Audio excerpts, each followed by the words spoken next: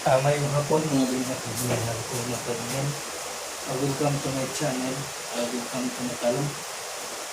April 15, 2021. At padayon sa paglanggong. Itong buharong guys.